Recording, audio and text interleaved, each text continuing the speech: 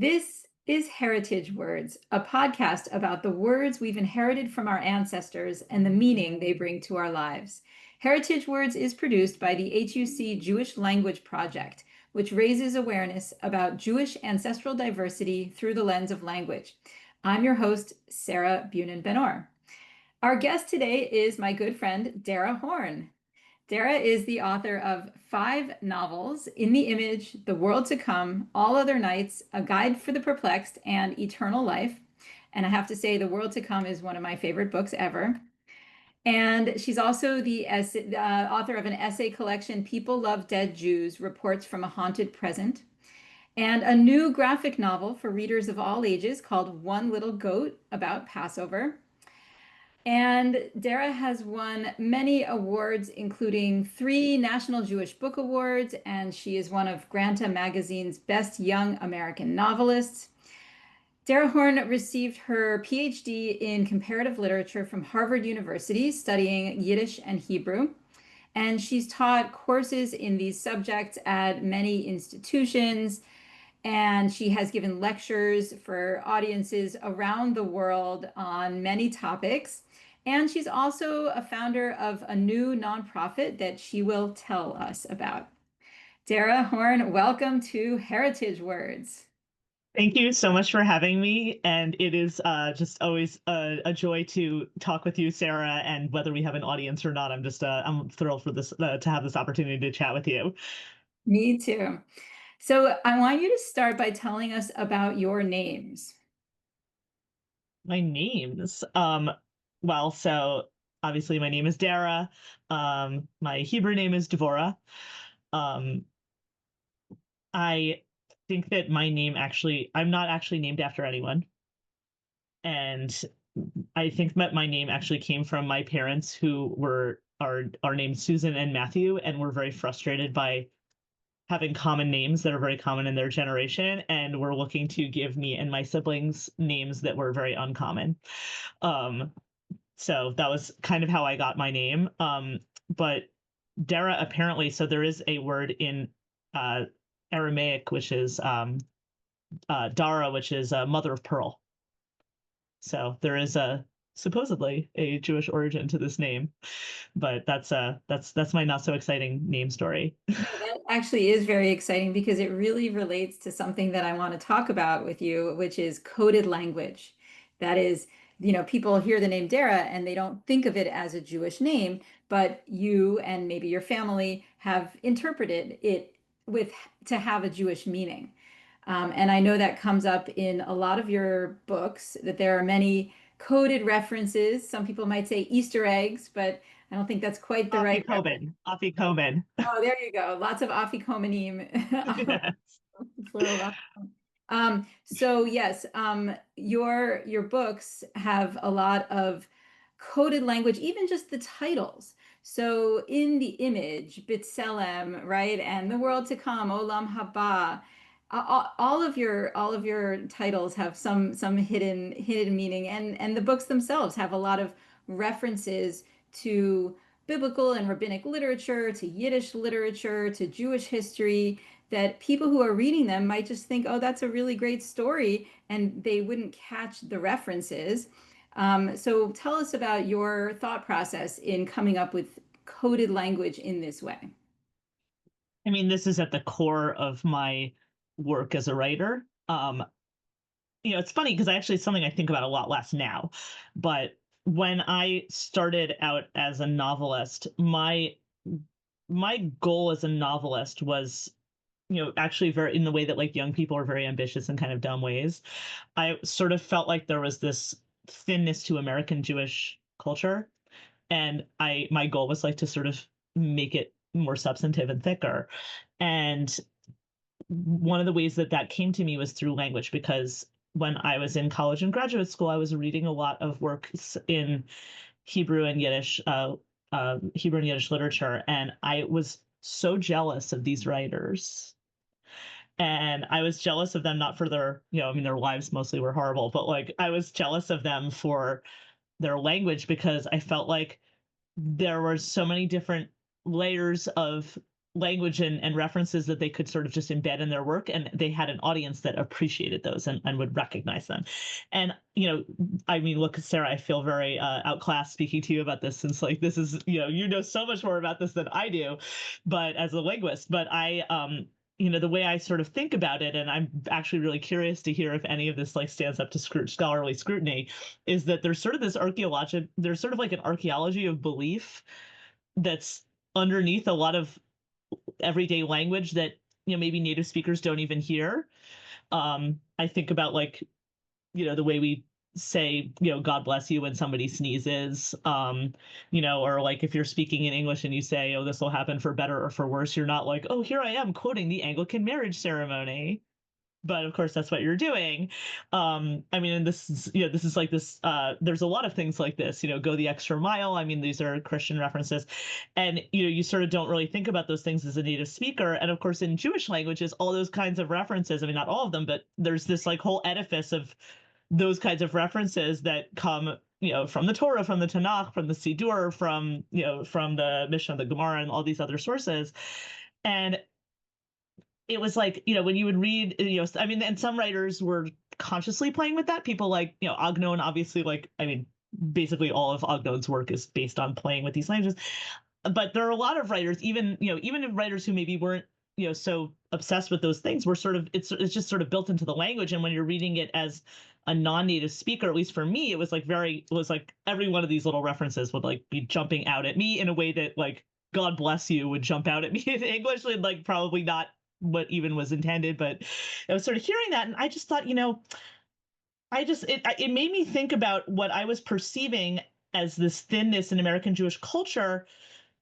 I started thinking about it as being related to the fact that we were not using a Jewish language. Now, I know that you have a different contention about this, and actually the way you think about this is very much reframed the way I think about it.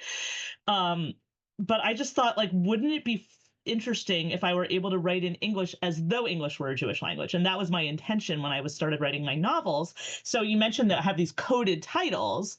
I mean, it's not just the titles, it's like a lot of things in the book are these kinds of like little references that are folded in that like not every reader is going to get, but every reader is going to get the main ones, because the main ones are sort of, it's not like a explanation like a footnote, but they sort of come through in the story.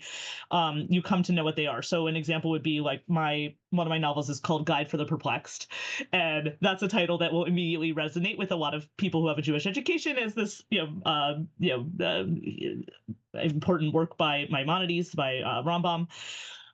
But for a lot more people will be like, I remember speaking about that book at a bookstore at some point, and I was, in a taxi, and the driver's like, "Oh, where are you going? What are you, why are you doing in town?" And I said, "Oh, I wrote this book." And he says, "Oh, what's your book?" And I said, "It's called A Guide for the Perplexed." And he says, "That sounds like an amazing self-help book that I would totally read." And I'm like, "You're going to be so disappointed." But the point is, even a reader like that, who has no, for whom this phrase does not resonate at all and doesn't mean anything particular, they're going to meet Rambam in this book because he's a character in the book. They're going to eventually, they'll learn those things from the book. So that was my challenge as an English language writer, basically trying to write in English as though English were a Jewish language. So, I mean, there's a lot I could say about this. Right. So it sounds like there is sort of a pedagogical aim in your books for people who don't already have that insider knowledge, that they'll learn a little something. Yes. I mean, I wouldn't say, look, it isn't, I didn't like go into it really thinking that. I wasn't thinking like, oh, I'm going to educate all these readers about these things. I was sort of more just, I wanted to sort of give people an access point to these things. I think that this is what literature is communication. And so I sort of felt like, it was less about like, oh, I want to like sit people down and like spell out for them, like, well, here's what Guide for the Perplexed is. It wasn't like, there were more efficient ways to do that than, writing a novel with a kidnapping plot. And, I mean, like, there's a lot better ways to do that. But I just sort of felt like I wanted to bring this kind of a greater engagement with these texts and traditions into American Jewish culture. So that was what I was doing. And to me, it was sort of more like, there's a way you can do this where, as an artist, where it's more like more pedagogical, I guess, where it's like, you're sort of giving people a tour And that kind of book, like, those always sort of bugged me. And I sort of felt like I didn't want it to be like, I'm like walking people through a zoo, right? I wanted it to be like, I'm inviting you into my home. So Right. that's to me what, yes. I mean, that was more my approach in terms of writing these books. Yeah. So But it I really mean, but I always was, yes, I wanted to make them, I wanted to be an access point for readers of any, I mean, and any background. I mean, any English language reader. Right. So there really, I'm glad you brought up that distinction. There really is a difference between going to a Jewish museum where it's on display with the explicit goal of pedagogy, of teaching the world about Jews, and just a story that happens to have some Jewish references in it. But it's very different than Hebrew and Yiddish literature, which were completely inaccessible to people who didn't read Hebrew letters and didn't know those languages. So you said that your intention was to write English as if it was a Jewish language, but you're really writing it as if it's a coded Jewish language. Whereas if you wanted to write it as if it's a Jewish language, then, well, I guess I'll reframe that. You're writing it as if it's a language that is ecumenical but has a lot of hidden Jewish references. Whereas if you were writing it as a Jewish language, like many Jewish languages throughout history, then you would have written it in Yeshivish. You would have written it with lots of Hebrew and Yiddish words, grammatical constructions, and that's a very different type of Jewish language, right? Yes, I mean, then look, you're making choices when you're writing in, for an English language audience about accessibility, right? I mean, you're right. I mean, I remember thinking about, especially I thought about this with, I mean, now I think about it differently, but when I was starting out with this, like, I didn't want to like write a book with a lot of words in italics.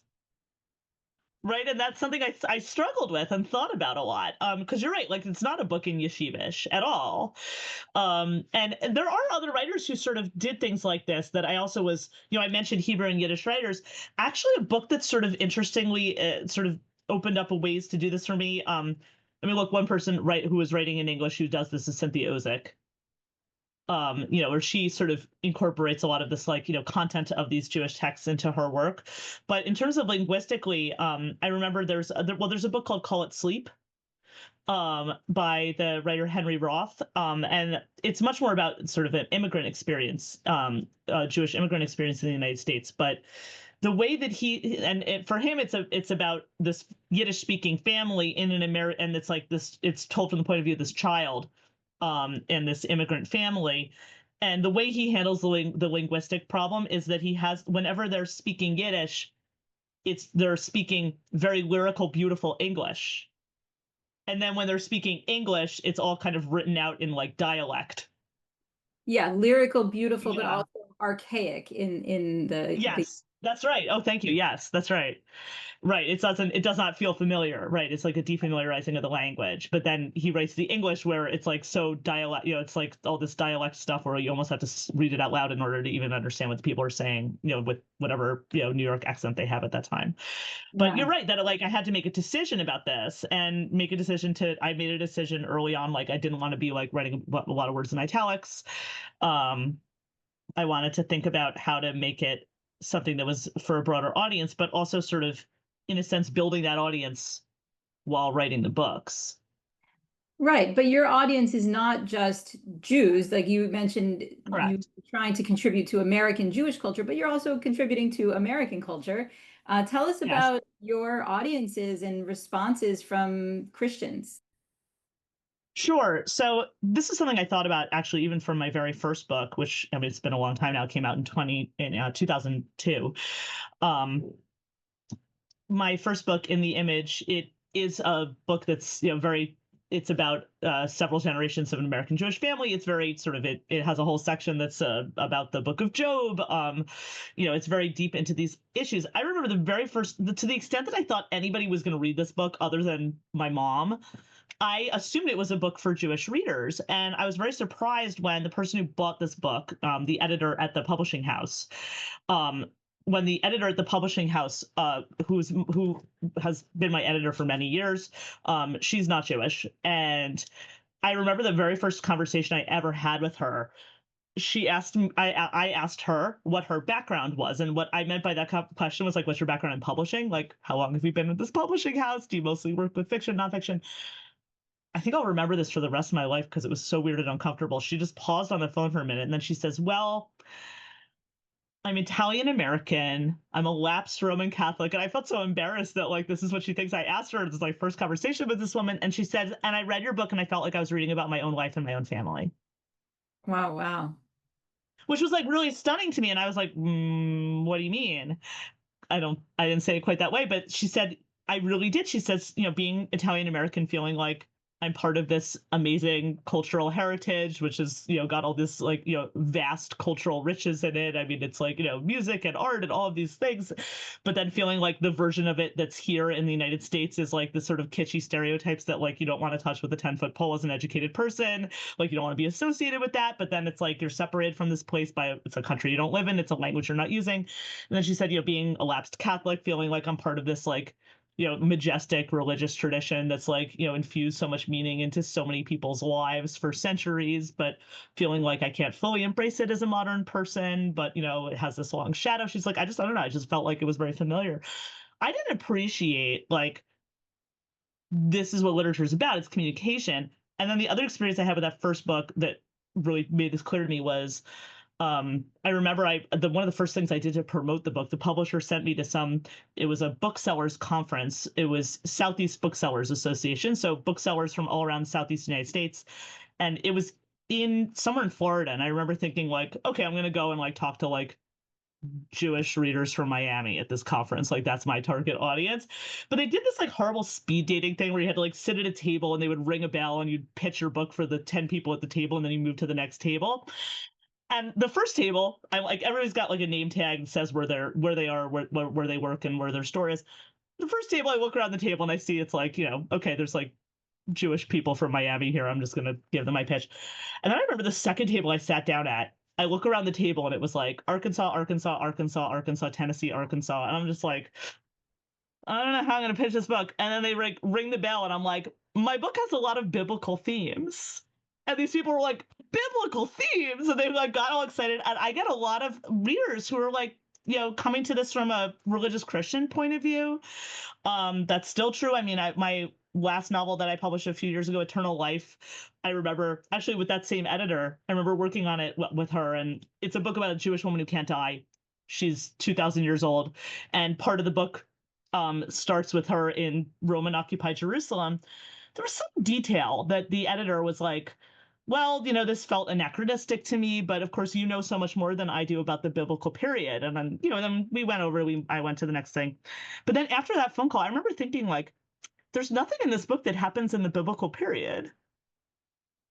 And it was only later that I realized, I'm like, oh, for Christians, Roman occupied Jerusalem is the biblical period.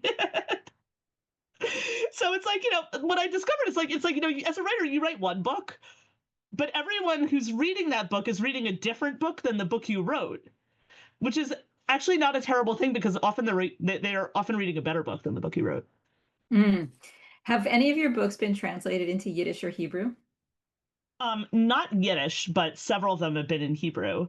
And it's interesting because the titles that you talked about, they've never kept the same title because the original title is like kind of too overloaded in Hebrew.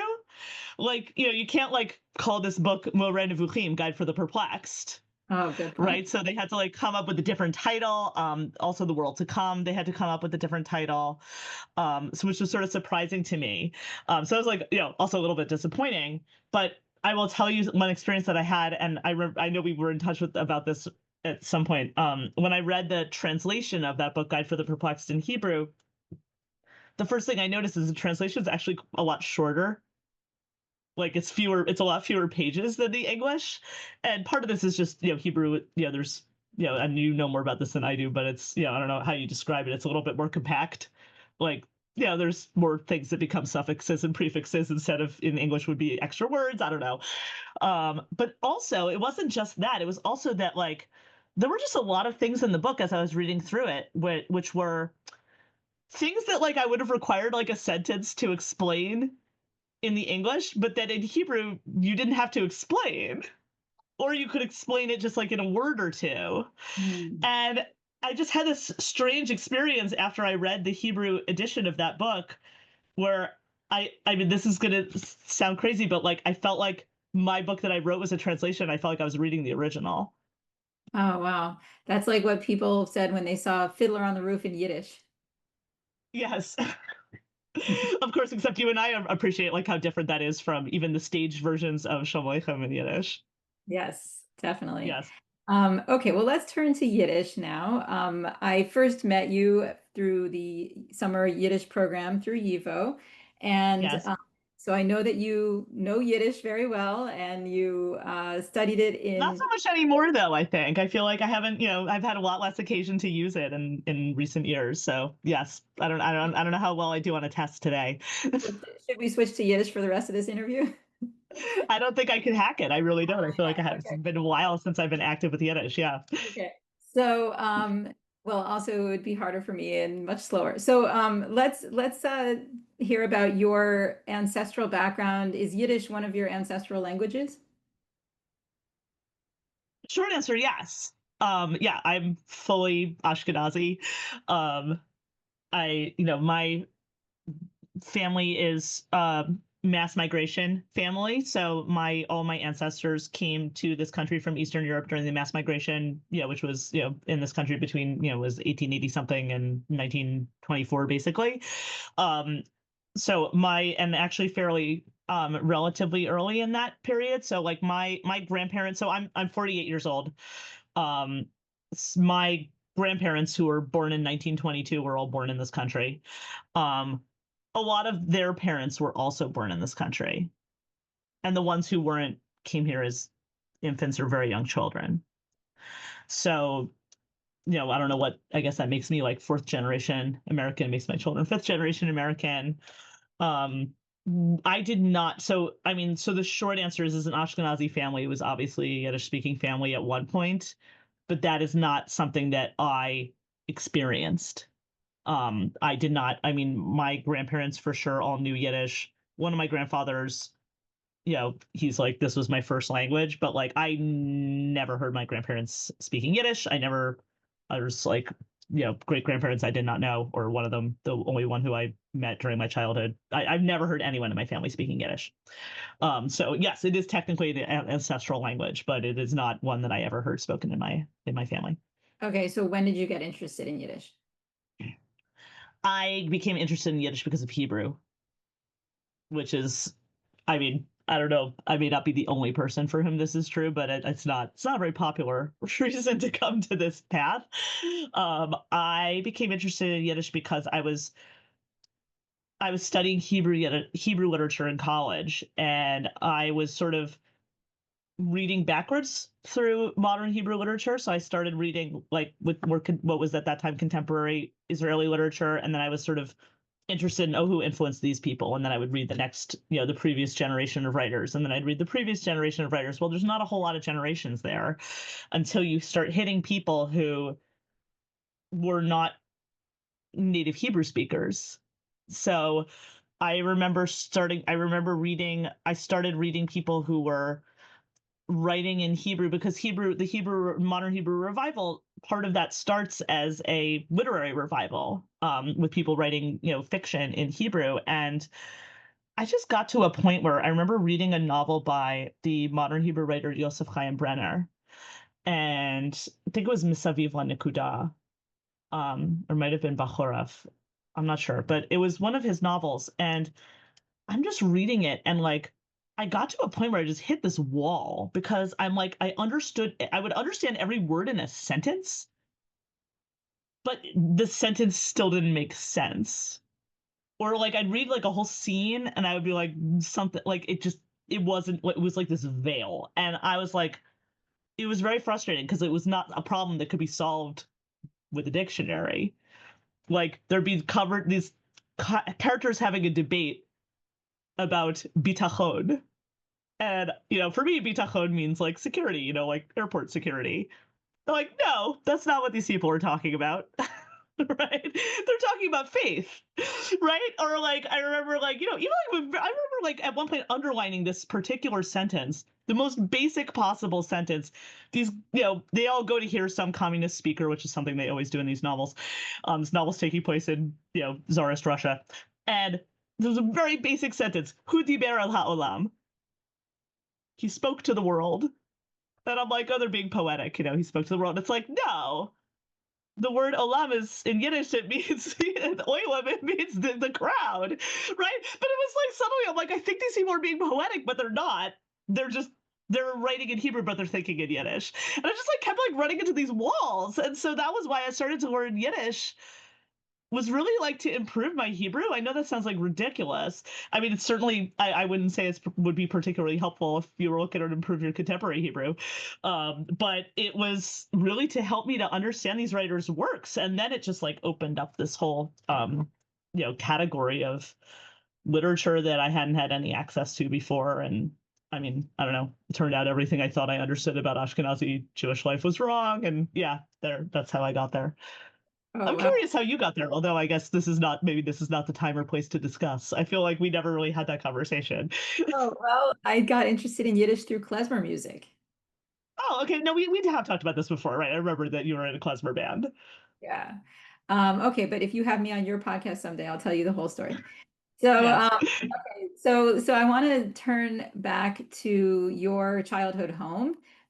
So from an Ashkenazi home, did you hear Yiddish words, Yiddish heritage words in your home growing up? Not as much as you might expect, given how like we are in the category what I know that you like to call super Jews, people very involved in Jewish life and certainly institutional Jewish life. Not as much as you would think. We were not a good Shabbos family. We were a Shabbat Shalom family. And that was like, we were not a go to shul family. We were a go to services family. All of those kinds of like, it was much more oriented toward institutional Jewish life. And part of that I think comes from, um, my mother has a PhD in Jewish studies. So this didn't come from nowhere. But she kind of like her interest and commitment into Jewish life and education came through an institutional pathway. Her family was, I don't know what level of assimilation one is at when one belongs to a synagogue, but has a Christmas tree at home, and what that looks like in 1955 versus any other year on the calendar. But that was like kind of where her family was. And she just actually had a really great Hebrew school teacher when she was 8 years old, who she kind of like developed this amazing relationship with. And this person and his wife became like second parents to her. And he later became the head of the Jewish Studies department at NYU. And she followed him to NYU and got her PhD from him. He was like her lifetime teacher, and he was also my family's teacher. I mean, he taught me how to lane, so read Torah. There's a Yiddish word for you. He taught me how to lane. He fact checked my first novel. I mean, this is a person who's a meaningful relationship with me as well. But so her interest in Jewish life came from that channel, which was more of a channel that was more like this, 1950s and 60s, like, American Zionism and institutional Jewish life. So it was coming from there. But yeah, I mean, I'm trying to think of like, because you asked me this, before coming to have this conversation, and I'm like, I just kind of really think about like what were like Yiddish words that I heard growing up, and it wasn't like this, grandma always called this my kepi or something. Like I didn't have any of that. It wasn't coming from my grandparents. I mean, basically like, just like, ritual related words. But in terms of Yiddish words, mostly just the ones that are in the American lexicon. Things like schlep or things like that, but not, and then the only other ones I can, I could sit here and make a longer list, but something like Kinahara in that pronunciation. And it was only when I started studying Yiddish that I was able to sort of figure out what places in Eastern Europe and kind of backgrounds my ancestors would have come from based on the pronunciation of some of these words. Like this is very south of the gefilte fish line. This is a Galicianer. It was definitely a Galicianer pronunciation and of all of these kinds of words. Wait, so but then Um, wouldn't it be Kainahara instead of Kanahara? Kinahora. Kinahora. Yeah. Kinahora, but it was an Ooh, okay. not So an o, kind, not an kind of, o. The comets is more like a closer to an u. Kinahora. Okay, but then Yeah. what about so not kind, but cane? Kinahora? Kin. Huh, Kinna. Kinahora. Kinahora. So Kinahora. yeah, that's yes. So Um, did you ever find out where your ancestors actually did come from? well, so I mean, short answer, not really. But like, I mean, I know that there's like they had migrated to cities like like Warsaw and Salzburg, but prior to that had been in like smaller towns. So that would have been, but that would have been like the late 19th century.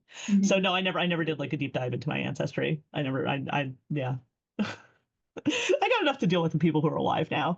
I never Absolutely. people love dead Jews, but I'm less But and I not never you. did the No. deep dive. Yeah, Yeah, not so you're much. not as into the dead Yeah, Jews. not so much. No, I mean Ukraine, like what's now Ukraine. I know there's definitely some people who were from, small towns in what's now Ukraine. Yeah. Okay. Yeah, and definitely Okay. like the other thing I noticed is actually at one point I was able to sort of figure out that there was somebody in my family that were Ger Hasidim because one thing that we did do is red ribbons. This isn't a linguistic thing. This is a minhag thing, but um like tying red ribbons to children's cribs, Hmm. um putting it in like the glove compartment of the car, Huh.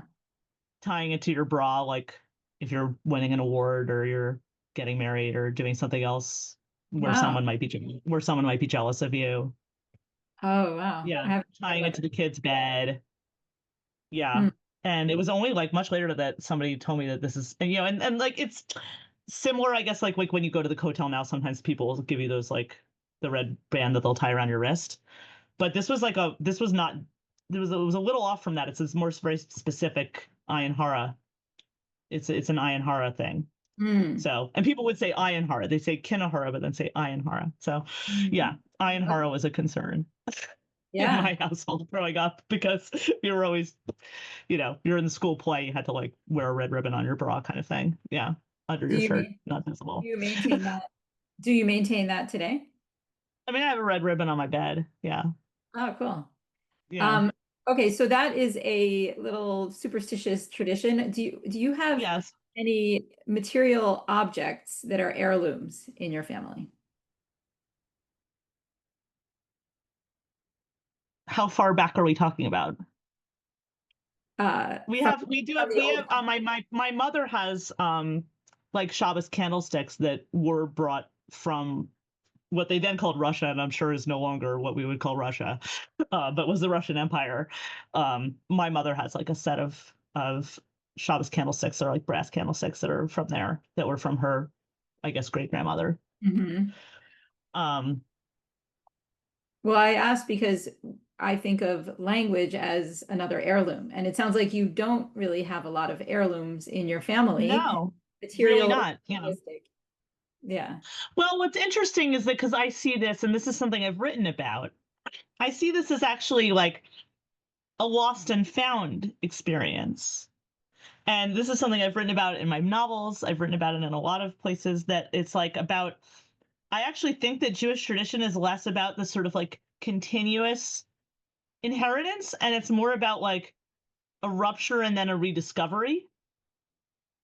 And I think that's something you even see like even in ancient times, right? Like there's that like Haftarah that you read on Pesach about, is it King Josiah who's like they're like renovating the temple and they discover a scroll while they're like, I don't know, redoing the bathroom grout in the temple, and they're like, oh, this scroll says that we should be celebrating this holiday called Passover. And they're like, and then it's like, and then they celebrated Passover. They hadn't celebrated it in 400 years. I was How, like, that's a really long time to not celebrate Passover during the time of the temple. I'm like, really? It's a little hard to believe, but yeah, I feel like that pattern is something that is, very common in Jewish life, like lost and found.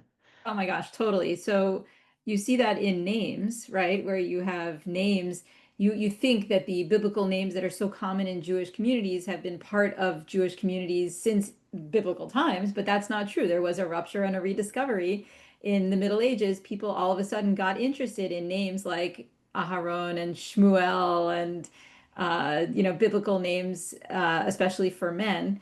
And then they became popular all around the Jewish world, in the Middle East, in Europe, etc. Um, but so it seems like that does make sense for your own family story to talk about it as a lost and found. The fact that you didn't hear Yiddish in your home and barely even heard any Yiddish words in your home, and then you learned it and learned it well enough to read the literature and to be part of that literary canon in its American manifestation. Yes, I mean, and I think it's not like in my case, it's like it's not exactly like it's not like it came out of nowhere. I mean, obviously, my mother has a PhD in Jewish studies, and even for my mother,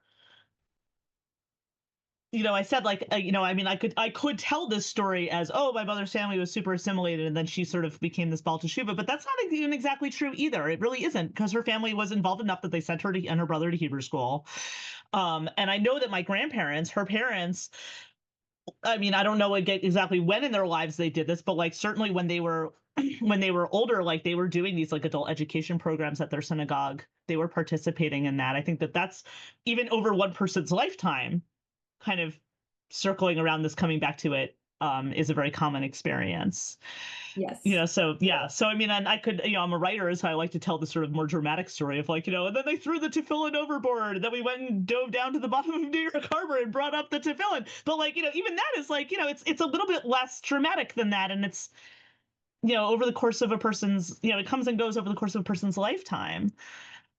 But I mean, definitely, like, I do feel like I am, especially as a quote super Jew, I am unusual in that I do not feel like I have this heritage of like growing up with all these like Hamish Yiddish words. Like that was really not part of my experience. I mean, I can think of, you know, I remember even the Yiddish words that I did hear were more like the ones that are like very accepted in American in American Jewish parlance. And I think they're actually really interesting ones because they're the ones that don't really appear in European Yiddish, right? Like if you think of a word like, I mean, like I remember it blew my mind, and like I forget when it was in which Yiddish class I was in, where they were like, like the word kvetched is not really it's not a European Yiddish word. Let's put it that way.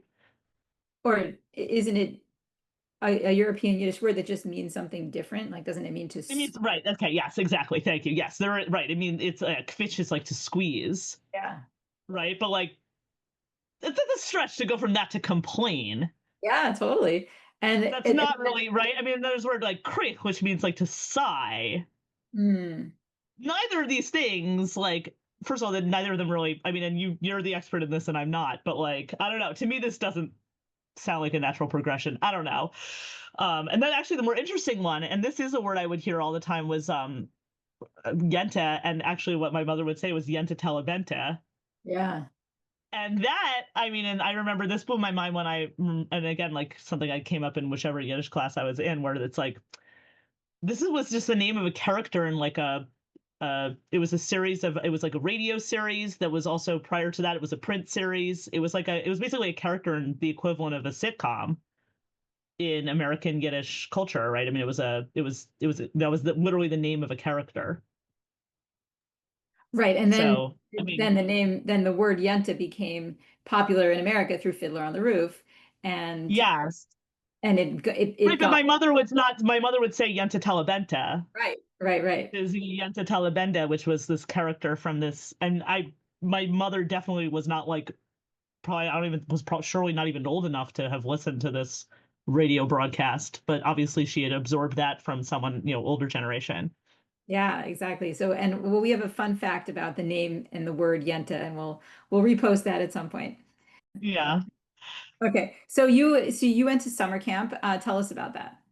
Yeah, so I grew up going to Camp Ramon the Berkshires, which of course you've done all this amazing research on Hebrew infusion and the way like Camp Hebrew is used, and was fascinated by words like the MARP, which are like actually not a Hebrew word, but or and not even like like very vaguely related to some like archaic Hebrew word, but that sort of become part of camp life.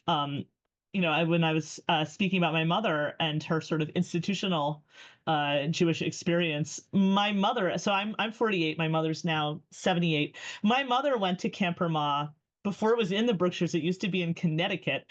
And she went to Camp Ramah like in 1958. And I have her letters that she wrote back to home to her parents. And in those letters, she talks about how she doesn't understand what's going on because at that time, all official camp functions were in fact in Hebrew. It was much more close to an immersion model, probably not among the campers, but among the sort of anything official going on at camp was apparently in Hebrew, to the point where my mother's, all her letters to her parents are like, I hate it here because I don't understand what they're talking about. And then she ended up in the MARP. They had a measles outbreak. This is Before the measles 1958, like vaccine. Yeah. before there's a measles vaccine, right? I mean, this is Wow. 1958, where this is like, just a childhood illness. And I mean, she ended up having to go home early from camp because, yeah, her parents had to come and get her at the camp because of measles. But this is yeah, and then later she went back to the camp. She was an art counselor there later, and yeah, and so I went to Ramon. Yeah, my children have all been to Camp Ramon. My youngest will be back there this summer. So that word MARP you heard in your home growing up because of your mom's Oh experience. yes, I heard it even before I was imprisoned in the MARP myself. At some point, it was something I already heard about, the horrors of the MARP from my mother's experience with measles in Camp Ramon 1958. And then when did you figure out that MARP was actually a Hebrew word? Or that it wasn't a Hebrew word. Oh, that it is. I mean, that it comes from Marpeya, which is Well, and my mother was explaining it to me before I went to camp when I mean, I must have been like 10 years. I guess the first time I went to camp, I was 10. And she was explaining about the MARP, and she's like, it's from this Hebrew word, Marpeya. But I think like the part that sort of, so I grew, that was part of growing up hearing this word MARP, but then it was the thing that surprised me was that like, this is not in fact a word that's used in Israel, or at least certainly not anymore, right? That was like, this is not like a part that this is not like teaching you Hebrew for your future experiences in Israel. Like exactly not useful for that. Yeah. Only useful for when you're at camp and have right. the measles or Right. COVID or whatever you have. Okay, but I want to turn now to your um, your latest book, which is about Passover, and it really gets at some of these issues we've been talking about looking to the past and enriching the present through the past. So first, just tell us on one foot, another one of On those one foot is another. translated That's the phrases. kind of expression I would have heard in my house growing up. Sorry, that is an expression you would have heard in your house growing On up? one foot is much more the kind of expression I would have heard in my house growing up. Yes. Okay, got it. So tell us on Yeah. one foot about your latest book. So yeah, so my latest book, which came out a couple months ago before Passover this year, it's called One Little Goat. It is a graphic novel, and so technically it's for kids, but it really is for whoever wants to read a graphic novel. It's about a family at a Passover Seder where they cannot find the afikoman. Um, and this piece of matzah that's hidden during the meal. I don't know how much we have to explain for this audience. Um, I'm used to talking about this for many different audiences on the point of our conversation. Yeah, And please do explain. That's good to translate. so it's a piece of matzah that's hidden during the meal. And the reason it's hidden is because the meal can't end without it. And so this sort of, it sort of becomes this game to keep children interested, whether some families, the children hide it, some the adults hide it, some it's a little bit of both. And then whoever finds it at the end is sort of has this like ransom position to like demand a prize because halachically, another word that I will use in our conversation and then I would not use if I was, writing for, mainstream newspaper. Halachically, the meal can't end without the afikoman. So in this family, they can't find the afikoman, and so the Seder cannot end, and then they are all trapped at the Seder for 6 months. And the food is regenerating on the table. Everybody's like, their hair is growing long, pregnancies are progressing. And 6 months in, there's a knock on the door, and they're like, oh, maybe it's Elijah the prophet. But of course, we aren't up to that part of the Seder yet, which is the order of the Seder. So the oldest child goes to answer the door, and it's a talking goat who announces that he's the scapegoat. He's the reason for everyone's problems and says that I can help you find your afikoman. And the kid's like, great, where is it? And the goat says, not where, when. And the goat then explains that over the past 6 months, thousands of years of previous satyrs have accumulated underneath this family satyr. They now have to travel down into these previous satyrs to find their afikomanim. So it becomes sort of this like wacky journey through Jewish history, accompanied by a talking goat. Yeah, and I think this is really the child-oriented manifestation of the themes in all of your books, which are Yes. about connecting the past and the present. And, you know, in many of your books, you have multiple narratives that are connected in some way that take place in the present and in various times in the past. And so it seems like this is your thing, right? Yes, yes. So, I mean, yes, even my essay collection, People of Dead Jews, is basically about like how the past manifests in the present. And this, I use in the book this image of the tell, right? Which is this, and you'll know the origins of this word better than I do, but it's, it's a Hebrew word that's about, and maybe it's not a Hebrew word, I don't know, but I think of it as a Hebrew word. Am I right? Or is there some origin in some other language? I'm not sure. I do think it's a Semitic word. Maybe it also exists in Arabic and other Semitic languages, but I'm not sure. Yes. Well, so it's an archaeological mound made out of these sort of different layers of civilization that are sort of piled on top of each other. And so I basically am using that image to evoke this past, because you're sort of the most recent layers are at the top, and then you move further and further down through as you travel through all these different satyrs. But you're absolutely correct. My subject as a writer is time, and this sort of larger question, which is, I would have been, if I happened to have been born into some other tradition, I probably would still be writing about this question in a different way. But like, how do you live as a mortal person in a world that outlasts you? And part of why I was so drawn to Jewish culture and tradition, not just sort of in my personal life, but in my writing, is because I sort of saw in this tradition like thousands of years of people who seemed to me to have almost solved this problem. Obviously, I haven't solved this problem, but there's this development of this historical consciousness in Jewish life where, and I think it's in Yosef Chaim Yerushalmi's Zachor, in this, he's this, this 20th century Jewish historian.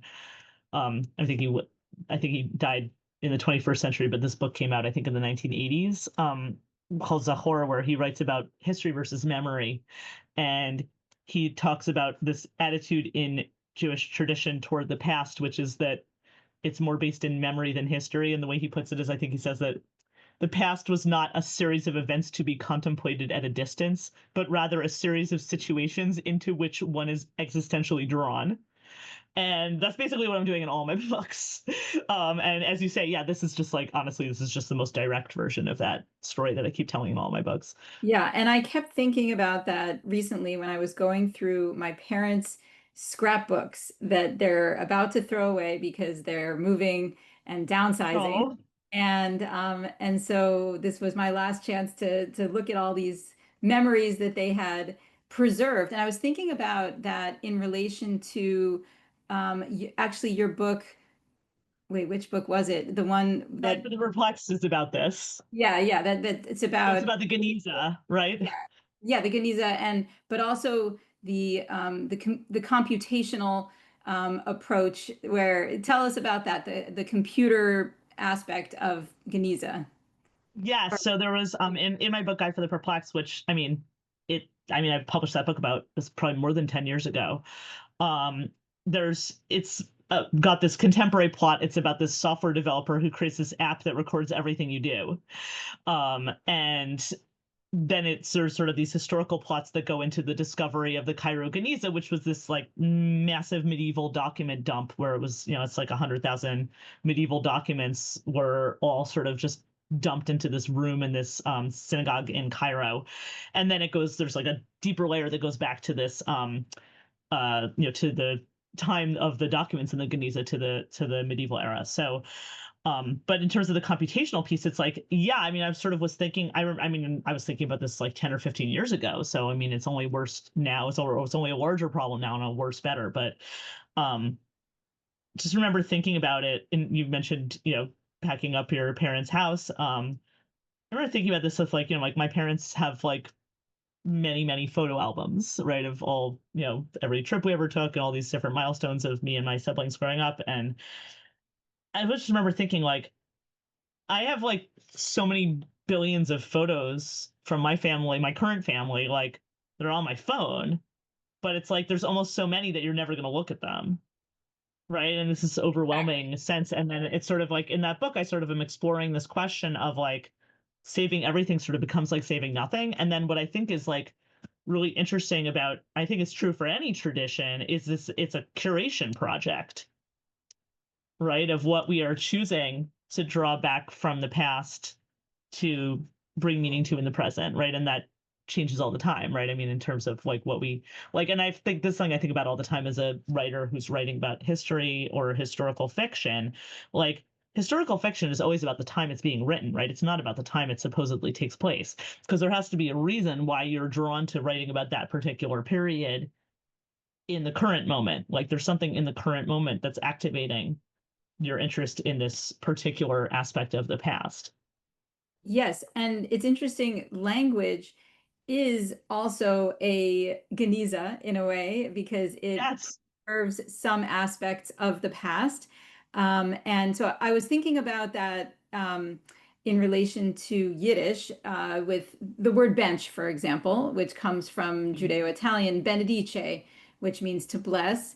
And this, I won't go into the details, but the fact that there is a Judeo-Italian word in this Germanic language shows the historical migration of Jews from the Yes. Bronze lands to the Germanic lands, right? And then there are Slavic elements, and then when you come to America, all of these, many of these words are still there, and so this is a tell, right? Language is a tell, Yes.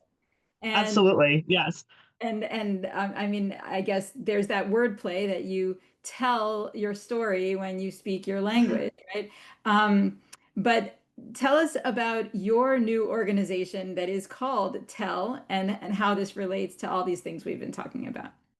Sure. So yeah, so I recently started my own nonprofit. I was playing around with the name. I had some other ideas for names, but I hope we're now settled on this name, which is the Tell Institute.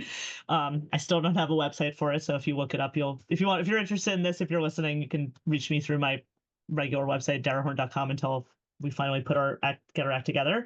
Um, Tell Institute, are the purpose of this organization actually comes from my work in a few different places. Because I published this book, People Love Dead Jews, which is ultimately a book about anti-Semitism. I sort of became a national voice on this issue. And then after October 7th, that got me pulled into all kinds of front row seats to all kinds of train wrecks. I was on this committee at advising the now former president of Harvard. Went really well, as you can tell. As you could tell, so well that I got hauled into Congress to testify about it. And that experience sort of made me think like, wow, college, too late. And then another experience I had was I did a piece. This actually happened before October 7th. I was commissioned to do this very long piece for The Atlantic about Holocaust education in America.